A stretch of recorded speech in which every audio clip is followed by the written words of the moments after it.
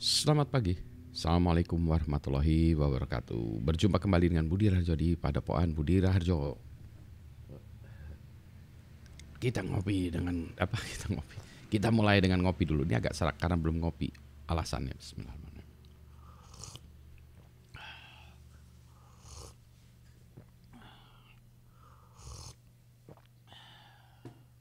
Sedap. Kopi pagi ini adalah kopi lanang dari Ulung Wai. Keren ya ini. Enak. Nandang dark roast hitam kelam. Nah, seperti hitam kelamnya situasi security di Indonesia. Tapi mau kita bahas kali ini adalah tentang kebocoran data. Bocor, bocor, bocor. Nah, banyak orang yang nanya bagaimana pendapat Pak Budi tentang kebocoran data di instansi pemerintahan dan seterusnya dan seterusnya. Pertama, saya ingin mengucapkan alhamdulillah. Loh, kok alhamdulillah? Alhamdulillah itu maksudnya sekarang masyarakat sudah paham, setidaknya sebagian besar sudah paham tentang security ya, keamanan dari data. Oh ya, data itu harus kita amankan. Yang pertama itu ya, jadi setelah berapa tahun ya, mungkin lebih dari 20 tahun ya, mencoba menjelaskan kepada banyak pihak tentang pentingnya security.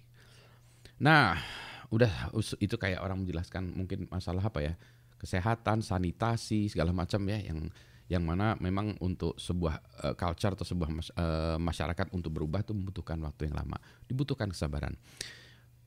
Nah sekarang sudah sadar, sudah sudah bangun dari pingsan atau sudah bangun dari tidur. Nah kita ngopi dulu lagi. Ini ngopi wae karena kopinya ulung wae, maka kita ngopi wae. Bagaimana pendapat Pak Budi tentang itu? Perlu kita ingat bahwa sebetulnya masalah keamanan data itu sama seperti kesehatan kita. Jadi memang kita harus berusaha menjaga kesehatan kita.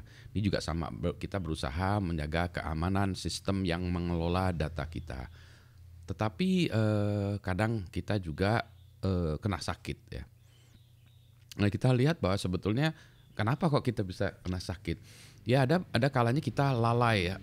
Kita mulai dulu ya dari yang tidak peduli.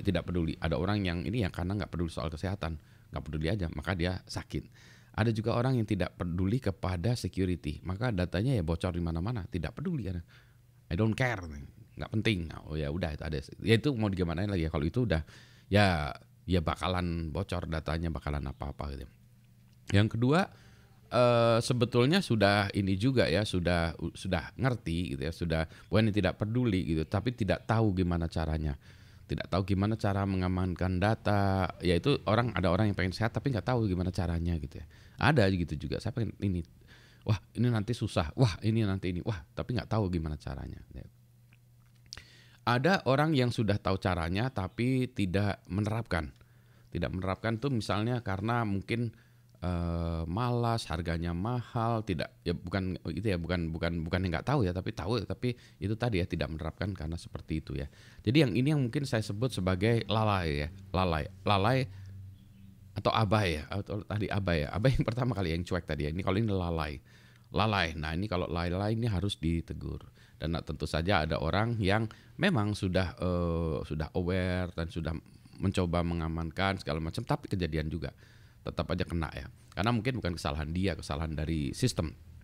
Yang itu contohnya misalnya kita udah menjaga setengah mati pakai software dari sistem, ternyata software dari sistem misalnya pakai sistem operasi tertentu bermasalah yang di luar kendali kita. Kendali kita sebagai user. Ya gimana lagi ya? Ya itu we are at the mercy of. Nah, kita bergantung kepada penyedia jasa atau penyedia vendor tersebut. Tetapi tentu saja ada solusinya kan, kita juga tidak berdiam diri, kayak kita sakit tidak berdiam diri, kayak sekarang kita lagi ada pandemi Covid juga tidak berdiam diri, kita berusaha ya cari obat, menjaga kesehatan kita, mencari vaksin yang berbeda-beda dan seterusnya ya kan ya. Ya, jadi kembali lagi bahwa kebocoran itu adalah sebuah keniscayaan kalau kita lihat kayak tadi ya. Jadi itu akan terjadi. Ya, jadi kita akan sakit ya akan sakit gitu. Tapi yang lebih penting bukan itu sebetulnya ya. Kalau ada masalah kebocoran data atau segala macam itu seperti halnya kesehatan adalah satu seberapa cepat kita meresponnya. Ya, misalnya ada sistem kena hack atau sistem bocor, seberapa cepat kita meresponnya, menutupnya, memperbaikinya, seberapa cepat meresponnya. Yang kedua, dengan adanya tadi kita mulai mengamankan ya, mencoba mengamankan, maka dampaknya diharapkan tidak besar. Ya, misalnya kita punya data 30 juta, bocor berapa? Bocor 3. Ya, oke lah, bocor tetap ya. Tapi 3 ya. Jadi oke, baru 3 bocor udah ketahuan. Oh iya berarti mungkin kalau 3 kesedikitan ya. Dari 3 juta, 30 juta mungkin yang bocor baru 3.000 ya. Oke ya. Banyak kan 3.000 juga ya. Tapi dari 30 juta ya statistically kecil tapi tetap bocor. Maka itu tetap ditangani dan cepat ditangani. Ya jadi cepat merespon dan dampaknya tidak besar ya.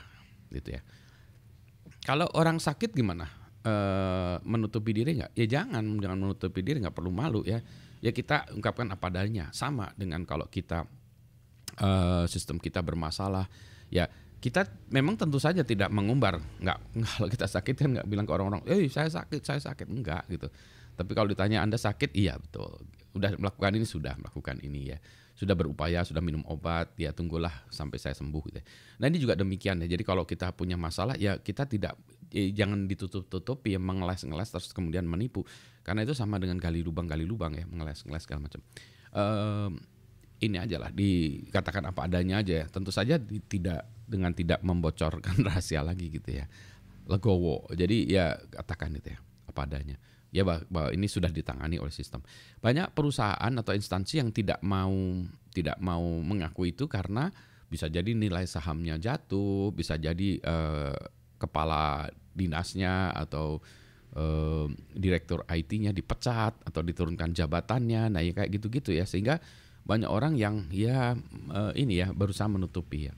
Tapi kalau saya tidak ya, katakan apa adanya tapi dengan cara yang elegan ya. Nah, dari kacamata security sebetulnya kebocoran itu hanya satu ya. Security itu banyak aspeknya, tapi biasanya kita sederhanakan menjadi 3 aja ya. Confidentiality, integrity, availability. Kalau disingkat huruf depannya confidentiality C, integrity I, availability A ya. Jadi CIA kalau kayak instansi di Amerika aja CIA ya. Confidentiality, integrity, availability. Yang tadi yang bocor-bocor itu hanya masalah confidentiality, masalah kerahasiaan data.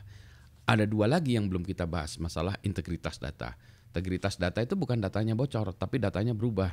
Kan repot kalau misalnya data saya berubah, misalnya Budi Raharjo jadi perempuan gitu. Jadi nanti Ibu Budi Raharjo bukan saya gitu ya.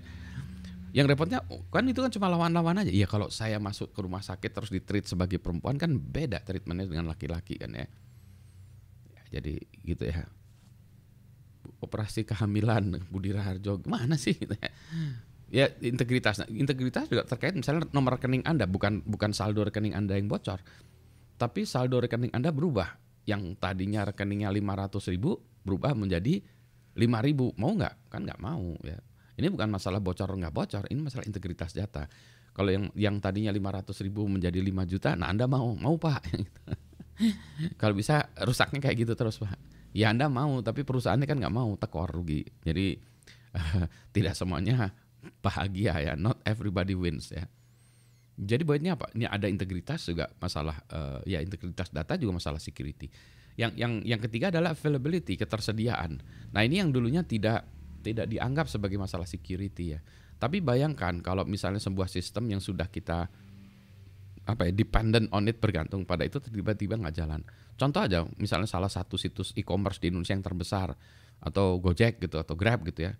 Tiba-tiba sebulan Gojek sama Grab nggak jalan.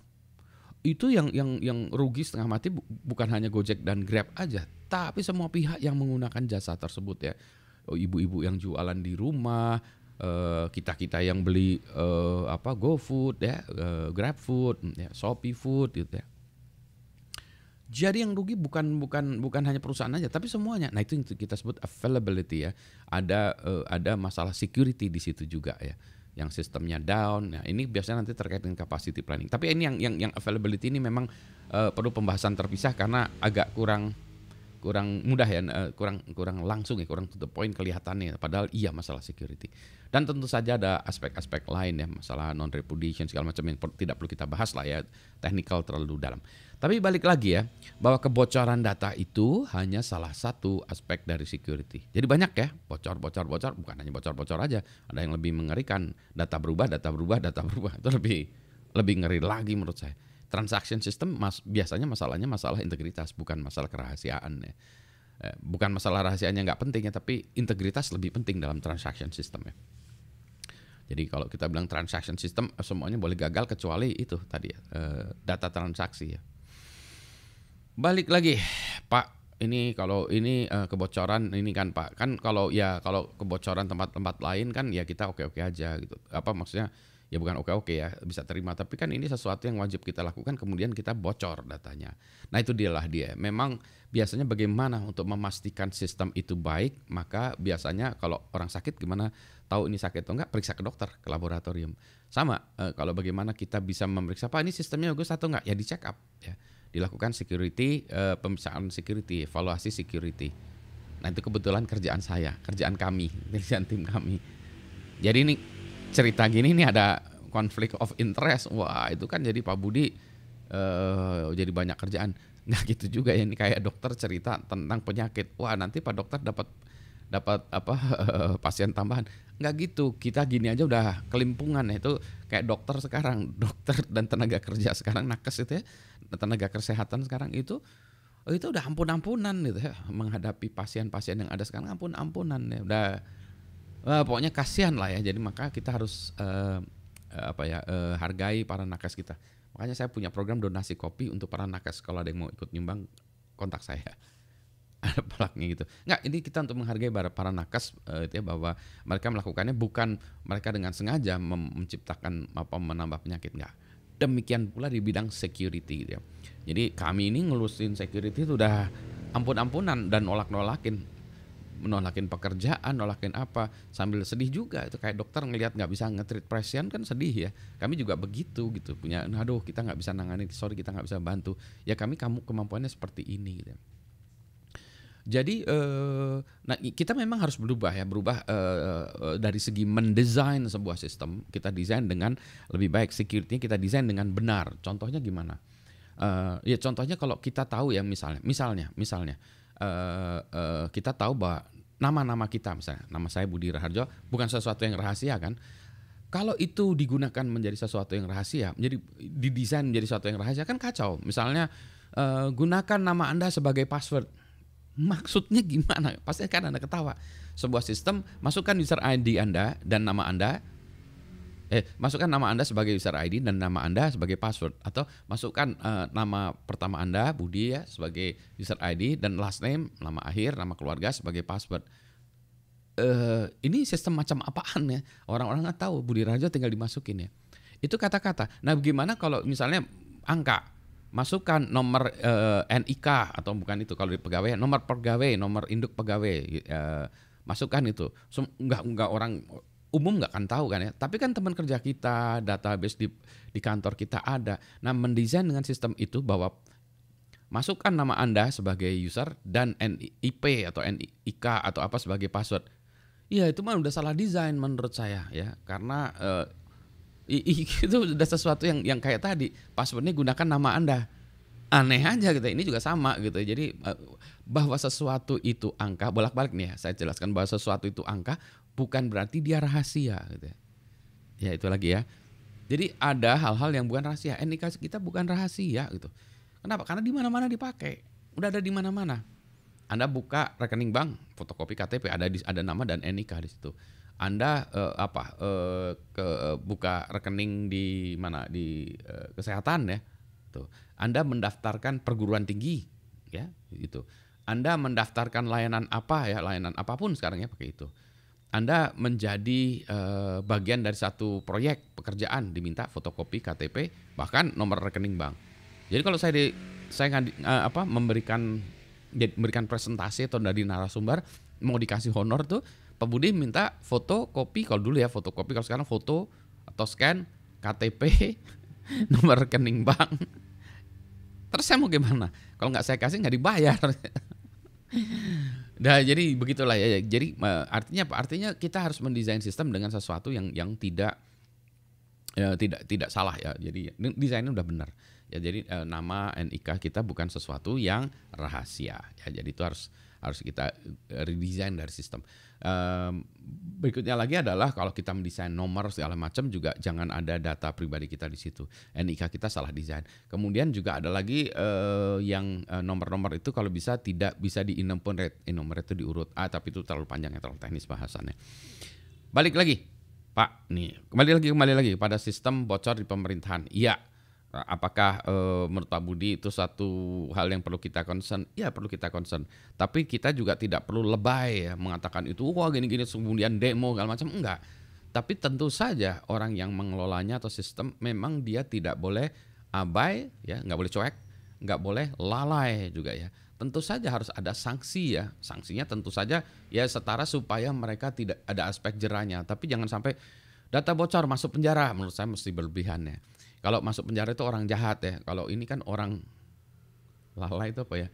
Bukan orang jahat, tapi orang lalai ya, teledor, bahkan bodoh gitu ya. Itu juga orang bodoh nggak masuk penjara lah. Kalau orang bodoh masuk penjara, kita semua masuk penjara. Ya, jadi itu ya. Jadi ya perlu concern, perlu kita paksa semua instansi dan perusahaan-perusahaan mengamankan security, tentu saja perlu. Itu misi saya dari puluhan tahun yang lalu ya. Perlu. Tapi kita juga ya harus kita ini ya. Jadi kalau ada orang sakit ya jangan diejek-ejek orang sakit. Mari kita bantu untuk memberinya menjadi kesehatan, menjadi lebih sehat. Kita taruh ini gini loh, kalau kamu ini minum jamu ini, minum obat ini, olahraga begini, kehidupannya berbaik ini, minum kopi. Hitam tanpa gula. Gitu ya, jadi itu.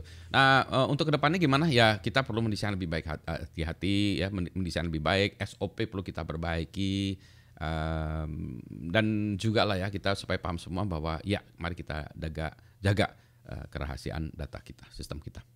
Gitu ya. Udah kepanjangan, nanti kita bahas lagi ya, kita bahas lagi bolak-balik lagi gitu ya. Dan tentu saja kepada teman-teman yang mengelola sistem sistem IT yang memiliki data segala macam, ya tolonglah ya jaga kerahasiaannya. Ada ilmunya, ambil kuliah. Saya juga mulai buat kuliah secara online supaya publik juga bisa menggunakannya baik secara gratis atau murah. Misalnya murah berapa? Ya 2.000 perak lah belajarnya, sama seperti parkir ya, atau bayar ke toilet ya. Tujuannya kan bukan itu ya, tujuannya adalah supaya kita semua menjadi lebih sehat ya, sistem kita menjadi lebih secure, menjadi aman, dan kita yang penggunanya sebagai pengguna juga tenang ya memberikan data kita gitu. Jadi teman-teman tolong ya jaga dengan baik-baik. Kalau ada masalah atau apa ya tanyalah gitu ya. Kepada banyak di Indonesia tuh banyak teman-teman yang ahli di bidang security ya, banyak gitu ya. Jadi jangan khawatir gitu ya. Memang kurang jumlahnya tapi kita banyak ya yang bisa membantu Bapak dan Ibu sekalian. Selamat pagi, Assalamualaikum warahmatullahi wabarakatuh. Ngopi dulu. Jadi tenang ya, nggak usah khawatir, nggak usah ribut-ribut. Tapi tetap ya, kalau ada yang sakit segala macam ya tolong ditegur lah ya.